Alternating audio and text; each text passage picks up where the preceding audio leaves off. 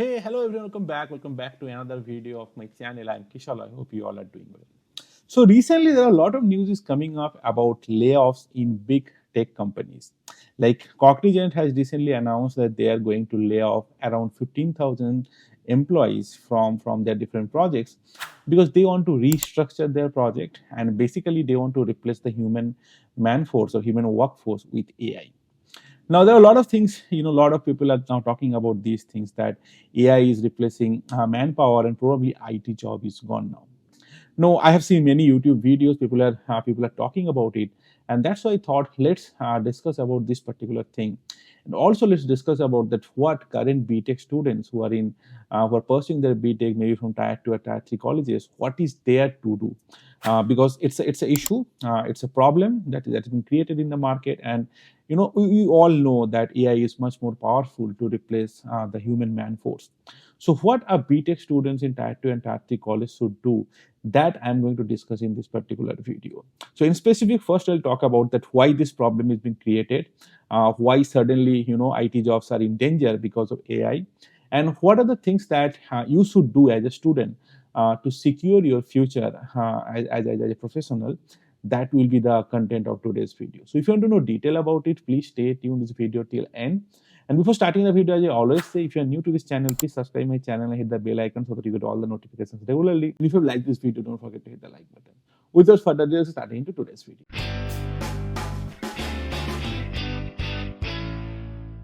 So as I was mentioning, that Cognizant has recently announced that they will lay off 12,000 to 15,000 employees to restructure their projects, and they will replace the human man force with AI. And because Cognizant has a huge marketplace in India, so majority of the Indian employees will be getting affected. Now, how IT works. That first you have to understand to understand this problem and to get into the solution. So basically, if you take an example of a typical IT company like Cognizant, TCS, Accenture, so all their projects are basically the client-based projects. They are not Indian projects. So majority of the projects are actually a project from some foreign country. For example, you take the example of United States. So for example, in United States, there is a bank. They have a software or they have a web page. Now this web page is already designed. It's already there. But daily transaction is to happen in the web page. Like people are doing a lot of transactions. New customers are getting added. Old customer maybe they are getting deleted. So all these kind of things that need tech support. So though the software or the web page or interface is developed, but every day when the bank will use that software, you need tech support. Now, for that tech support, US company has three choices. First, they can hire a person or an engineer from United States to help them to give the tech support. But here in United States, the cost of an engineer or a labor is very high. So that's why what they do is they go and they ask tech support from a country like India, where the labor cost is minimum kind of cheaper. So that's why this whole business kind of setup that there will be a client in some foreign location who needs some tech support, and they will consult with some company in India where there will be a lot of engineering students who will be giving them tech support. So this is how the whole system is being set up. And since 2000, this whole has been started. And as you can see, most of the Tier 2 and Tier 3 college that you have seen in your locality, they are started around late 1900 or early 2000, because that is the time IT was like boom. And gradually, it happens like a lot of engineering college is getting started. People are getting graduated from the engineering colleges and they're going into these IT companies and they started working for these clients. And for the client, it's very beneficial because they are paying very less amount of money to these engineering students in India.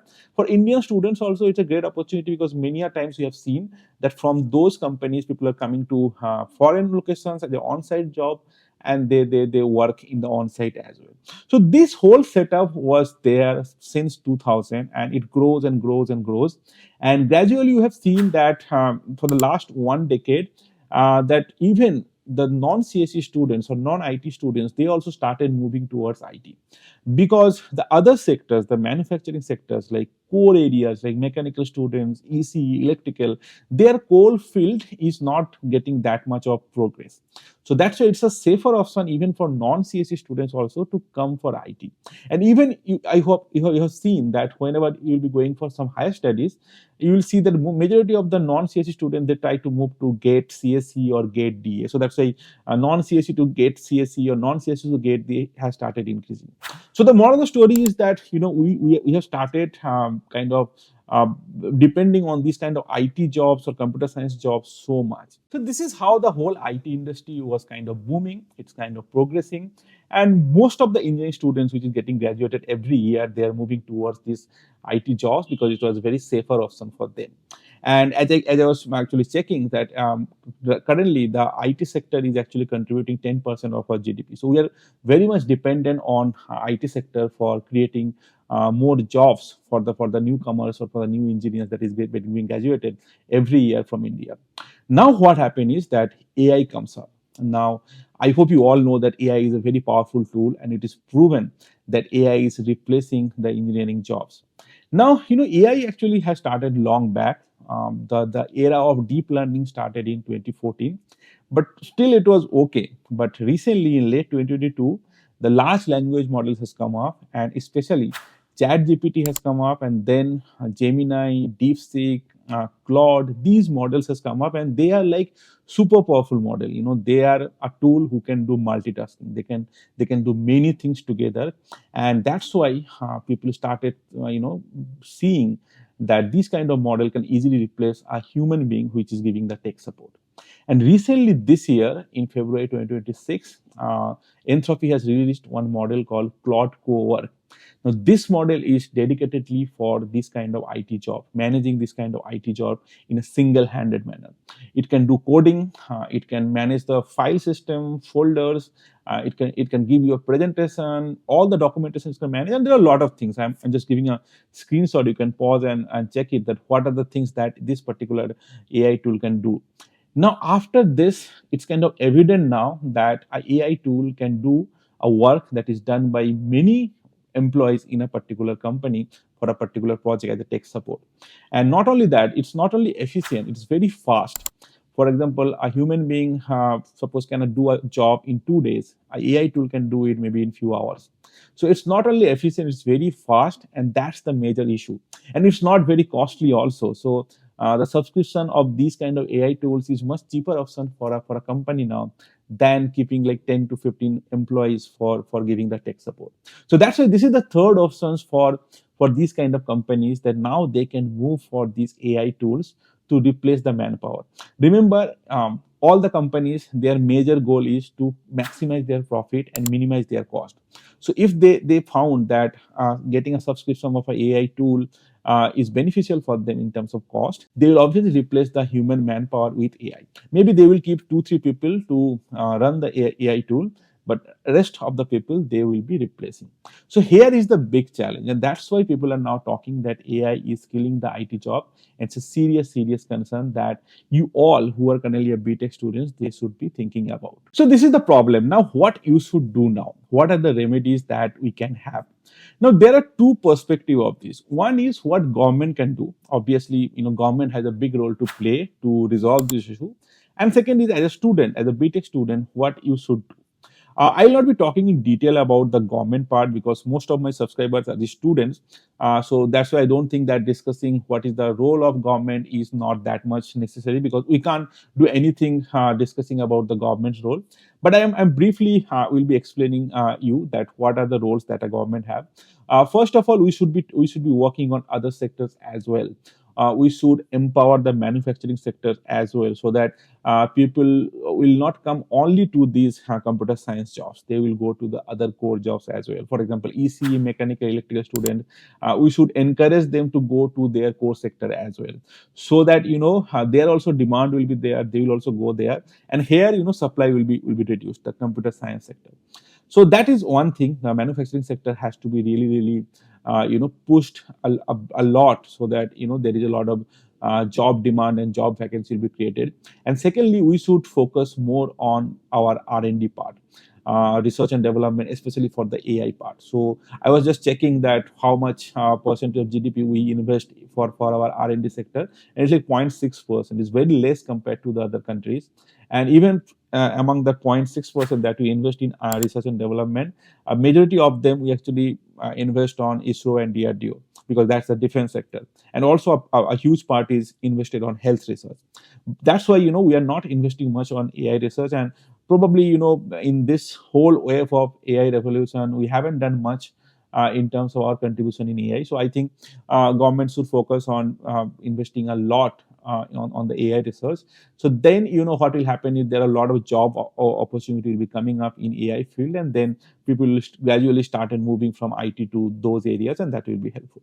So these are the two things primarily I think that government should be focusing on, though it needs a detailed discussion, but I will not be going into that. Now, the second thing is that as a student, as a BTech student of Tier 2, Tier 3 college, what is your responsibility? So, first thing that you have to understand is that only doing a BTech from a Tier 2, Tier 3 college, having a generic skill set like I'm a Java developer or a .NET developer is not sufficient for you now. Maybe you can survive for next 5 to 10 years with that, but after that, those skills will be obsolete. So it's high time, during your BTech only, you should start learning about the specialized skills like AI, machine learning, cyber security, these things. Uh, it's a much needed thing now. So AI tools you should learn in your BTech only. Like 10, 15 years before, it was like you should learn coding. But now coding is not an issue. AI tool can do the coding. You should learn how to use AI and how to do modeling in AI. At least you should know how to use these AI tools like Claude, Gemini, ChatGPT. These things you should at least know to survive in the market. So that's the first thing. Start working on AI, do some research internship or industry internship during your BTech so that you have a hands-on experience on dealing with AI. That will definitely will help you. Now, the second thing I'll tell you is that your focus should be more on higher studies now. Just doing a BTech probably will not be sufficient, especially if you're doing a BTech from Tier 2, Tier 3 colleges. And even if you try to do a lot of, kind of internship or work in AI machine learning, but if you want to build your foundation strong in AI machine learning or any kind of specialized skill, then you are having a master's degree at least will be really helpful. Because in Tier 3, Tier 3 college, even if you are learning AI machine learning, that will be on a very surface level. They will not teach you from the core mathematical point of view AI machine learning.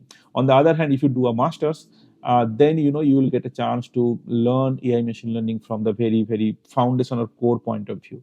So that's why higher studies should be your priority. Now here, many people will tell that if everybody wants to go to higher study, do you have that much infrastructure? Frankly speaking, we don't have that much infrastructure. If everybody wants to get us admission into MTech, we don't have that much colleges and that much seats. But my point is not that. I'm not asking everyone to go for MTech.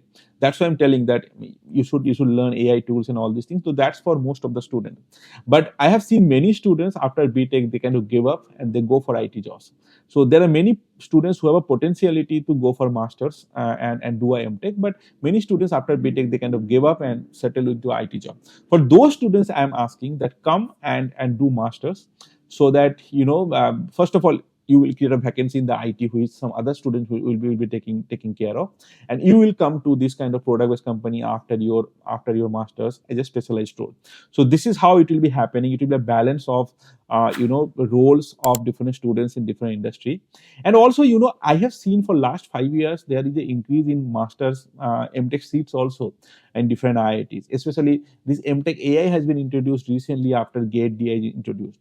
So that's why I'm not saying that all the IITs are kind of saturated with the MTech seats. Especially in NITs, I think the number of seats for MTech students is very less.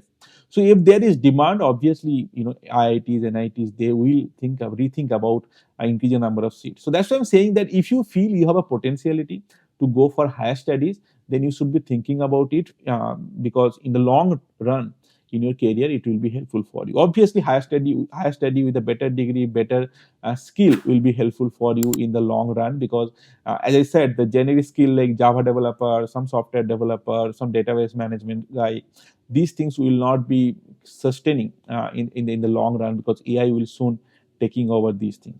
So that will be my suggestion for all the students that start learning AI or any specialized skill like cybersecurity, cryptography, these things, and think about the higher studies. So don't give up after your BTech. If you have the potentiality to go for higher studies, do go for it, because higher study with a better skill set, better degree will be always helpful in the long run. So yeah, that's it, guys. That's it about the video, and I think this is a really something that is concerning among the industry and among the students, that IT jobs are now in danger because companies are laying off people and they are replacing manpower with AI.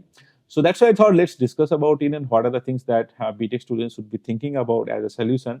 I hope from this video you have a rough idea that what you should do now. If you have any other comments, if you have any other queries, let me know in the comment section. I'll try to think about it. Maybe you have some other solution also. That also you can write in the comment section. You're open to comment, because I also want to learn that what you are thinking. I may agree, may not agree. Also, that's fine. But you are free to comment, and any kind of discussion is always welcome. And if you like this video, if you watched this video so far, please don't leave the video without liking it. And if you're new to this channel, please subscribe my channel, hit the bell icon so that you get all the notifications regularly. So that's it about the video. I'll be meeting you in the next video. Until then, goodbye.